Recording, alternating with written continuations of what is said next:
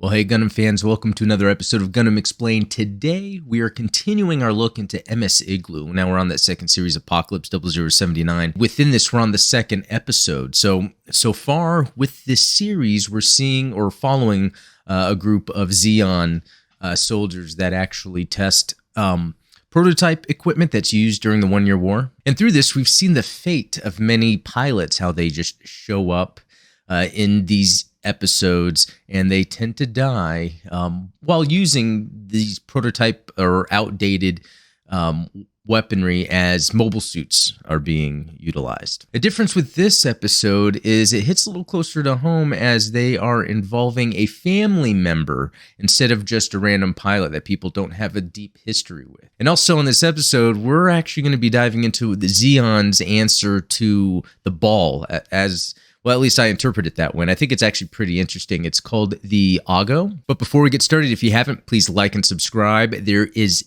a link to a video in the description for a giveaway that is going on, and really soon, I'm going to be announcing the giveaway winners. There'll be two, so make sure to visit that video, subscribe, and comment something you would like to win that is Gundam related. But yeah, let's get started. All right, this episode is called Cross the Path of Light, and it is different than previous episodes. We're actually in a different part of the Earth sphere.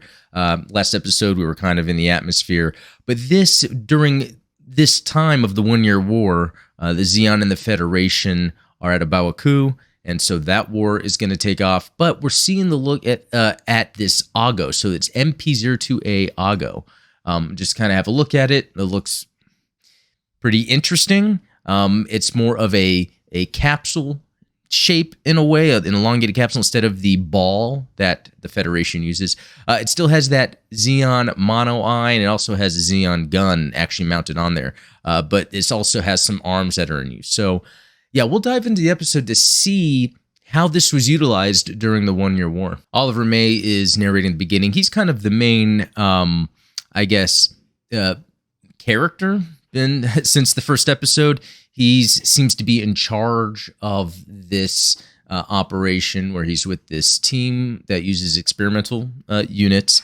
And it's pretty sad how it goes because as people die or as certain initiatives are put into action, he reflects along with others just how sad it is because it really just causes death in the end.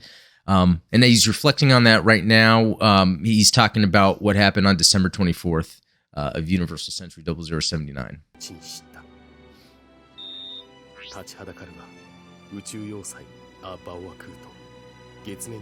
Okay, pretty cool just to see how it zoomed out from the collection of colonies to show where Side 3 is, and to see where Granada is, the moon base, and to see where Bawaku is, which is a combination of asteroids that were put together, and that kind of became base for the Principality of Zeon. Okay, neat here, kind of showing the blueprints on this screen of the Oggo and talking about how desperate they are to win this war by sending all of these out. An interesting configuration we saw as opposed to what was on that screenshot I showed on the wiki is we're seeing the typical Zaku rocket launcher that's mounted on it as well. And here's a configuration with the Sturmfaust and the machine gun. And I want to just bring up Oggo. I was saying Oggo, but I heard them say Oggo. I'm just going to go with that now. And he's having that discussion with the commander when he's giving him kind of the briefing on his mission. He's like, hey, it's crazy. These are already mass produced. So this isn't experimental or anything. Why are we then doing this? And he even admits, yeah, that's a little strange, but it's the desperation here. So this, 603rd Technical Evaluation Unit is now being used for more than just testing prototype or outdated weaponry during the war, but just to throw out some Oggos that they didn't really care to use anymore, but it's kind of the best thing they've got right now. Bawaku. So this is what we see in 0079 near the end, the original Mobile Suit Gundam. Really cool battle. We also see it in Stardust Memory. And here's a look at Oggos getting ready for action. I guess they've got some maintenance crews.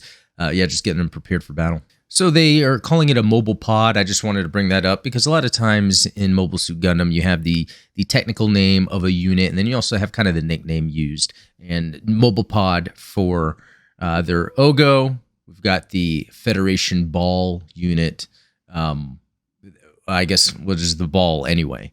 Also, something else they wanted to bring up here, we could see with the subtitles, is that on paper, the mobility is better than the ball. So it'll be interesting to see the outcome when they're actually in battle. Cool shot of Vigelgug. Here we meet Herbert von Cuspin. So yeah, very cool here. We're seeing this neat Gelgoog. It seems like it could potentially be custom. We're meeting, let's see, Colonel Herbert von Cuspin. I guess he arrived in it, so he's a pilot of this cool custom Gelgoog. Not sure if there's a Gumpla of this or even a Robot Spirits action figure or anything like that. And the Colonel's speaking on Solomon, what happened in 0079, where that solar ray hit it, and he's just talking about how that kind of killed off a lot of their heroes, so that gives the Federation, the upper hand here. We're meeting a handful of these younger cadets, these pilots that are going to be in the mobile pod or the Oggo. So it's pretty scary, and how these kids volunteered themselves to be part of this fight. I mean, this is how desperate the Principality of Zeon is. And also it reminds me of in Thunderbolt, in Gundam Thunderbolt, there's that scene, I believe I forget if it was Bandit Flower or December Sky, but where they make the comment of all these kids getting into those mass-produced units on the Federation side. So we're kind of seeing, what it's like with Principality of Zeon, how desperate they get to find pilots, especially when they're just going to be piloting these Oggos mobile pods. So, Monique Cadillac is walking in, she's that redhead, and she's just talking about how, hey, they can get this done. She's kind of in a positive attitude. She has been since the beginning of the episode, but then she sees her brother out there, Erwin. And I think this causes her to kind of then change her mind all of a sudden of this positive outlook of this is the next best step the Principality of Zeon needs to do in order to face against the Federation. Just cool to see stuff like this. The Space Command GM, and then we see the ships. Oh, look at all this. Oh, so good. So, Monique is asking Erwin, why did he enlist? Why did he leave home?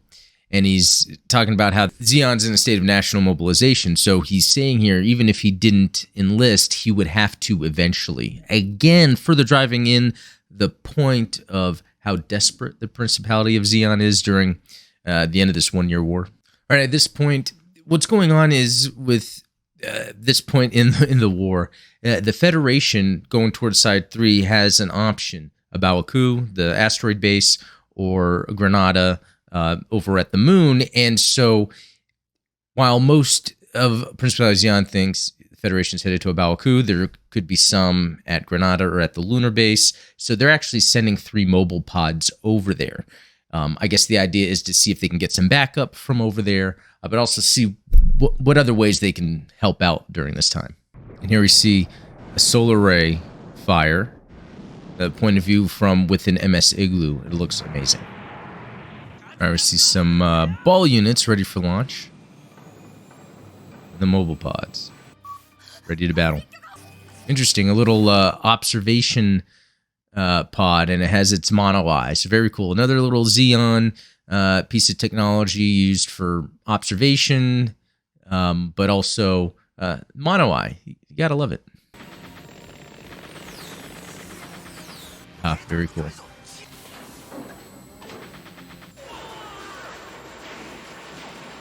Okay, it looks like we just saw a mobile pod with just the typical machine gun, Zakuto machine gun, take out 2 balls very quickly. Okay, and the ball was able to get the upper hand against a mobile pod because when the mobile pod was trying to get its bazooka out using some of the functions outside the mobile pod to change weaponry, it got stuck. So kind of interesting to see that being the case there, where it's just not reliable technology.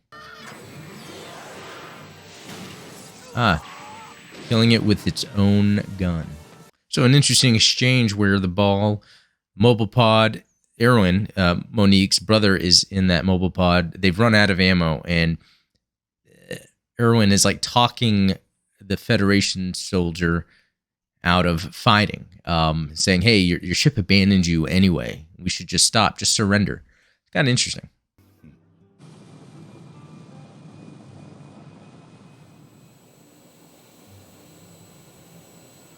Look at them, holding hands happily. Ah, he's so happy. Just like he served his nation, right? Very happy to have survived all this. Ouch. Really cool shot seeing the reinforcements leave Granada. This end's pretty depressing, gotta say.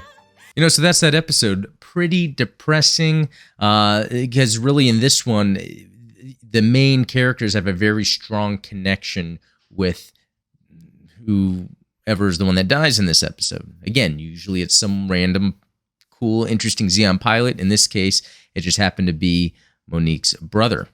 And even at the end, they get to a point where the last ball remaining decides to surrender. Erwin was able to talk him into it, to stop fighting. You can see when it gets to the personal level, how more, I guess, genuine, or there's a sense of sympathy for humanity in general. But then all of a sudden, a laser from a Salamis class cruiser just comes flying by and destroys both of them. Even the ball unit. So that's pretty dark, and that's the Federation. And we're seeing things through the eye of Zeon. So they do a good job also making the Federation look like the baddies. You know, it's very interesting how they did this in this episode. Anyway, thanks for watching. Please like and subscribe if you haven't, and leave a comment below what you thought of the episode or what you think of MS Igloo now that we've gone this far. I just think it is awesome how they are expanding on the world building and the lore of the original Mobile Suit Gundam, especially during the One-Year War, and seeing the main pivotal battles from different points of view, and really seeing how desperate the Zeon gets in times like this. So anyway, thanks for watching. We'll talk later.